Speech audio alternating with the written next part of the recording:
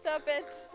Bonjour, c'est le premier jour de LFS MUN 2023 et je suis là avec l'administration interne Alexandra Narnoste. Bonjour.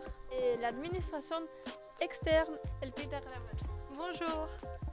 Alors, Alexandra, pourquoi avez-vous choisi d'être responsable de l'administration interne de MUN 2023? Quel aspect de ce rôle attire-vous le plus? Dès ma première conférence MUN l'année dernière, j'ai adoré généralement tout le concept et tout ce que les anciens terminales ont fait pour nous les délégués et les présidents qu'on passe les meilleurs 3 jours de LFH MUN. Donc j'ai voulu aussi donner cette même expérience ou peut-être une meilleure expérience aux délégués de cette année. Et pour vous, Elvida, pourquoi avez-vous choisi d'être responsable de l'administration externe du MUN 2023? Quel aspect de ce rôle vous attire le plus? Moi je participe au LFH MUN depuis 2019 et je prends à chaque fois un rôle différent. J'ai déjà été admin, j'ai fait délégué, j'ai fait président de comité et cette année je voulais vraiment participer à l'organisation de ce projet qui est vraiment important pour moi. Alors, prochaine question. Alexandra, pourquoi encouragez-vous quelqu'un à participer au MUN?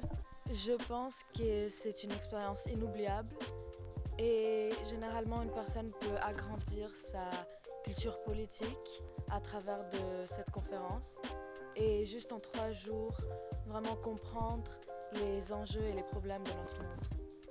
Génial. Elvida, et vous, pourquoi encouragez-vous quelqu'un de participer à ces projets? Comme Alexandra l'a dit, chaque conférence MUN, c'est vraiment une expérience inoubliable. On rencontre des personnes, on apprend des choses par rapport à notre monde. Ça nous permet de nous problématiser et de prendre une part de la responsabilité de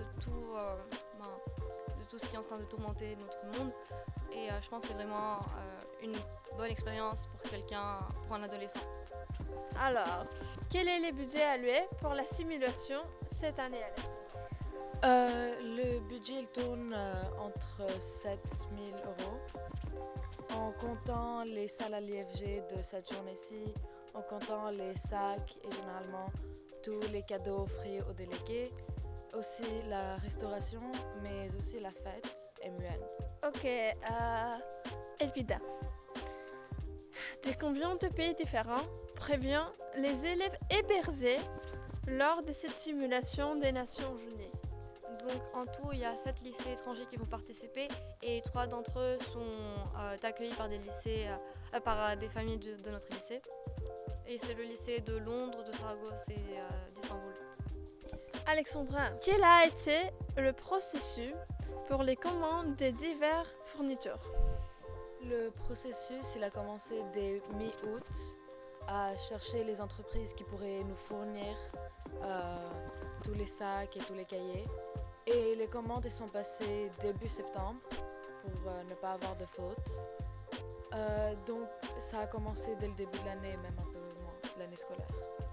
Elpida, quel type d'hébergement est prévu pour les élèves venant de l'étranger? Il y a 3 lycées qui sont hébergés par des familles de notre lycée. Et le reste, ils ont prévu, par eux-mêmes ou avec notre aide, d'être un hôtel près du centre, près de l'école. Alexandra, combien d'admins ont été recrutés et quelles sont les responsabilités spécifiques? Y a-t-il des sessions de formation pour les admins? On a recruté 26 admins cette année, où c'est exactement le nombre qu'on veut pour y positionner 2 admins par comité.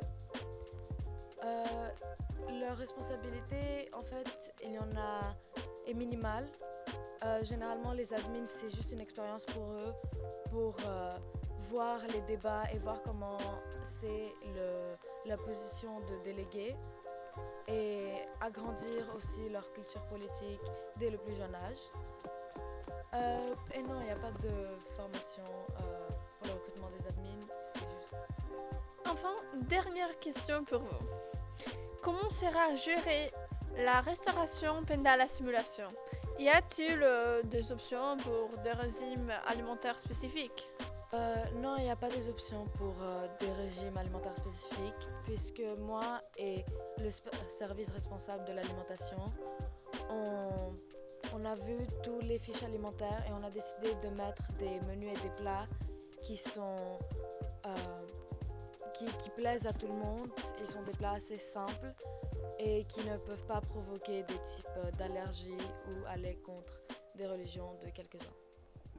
Alors, merci beaucoup. Idan apa ya? Tack.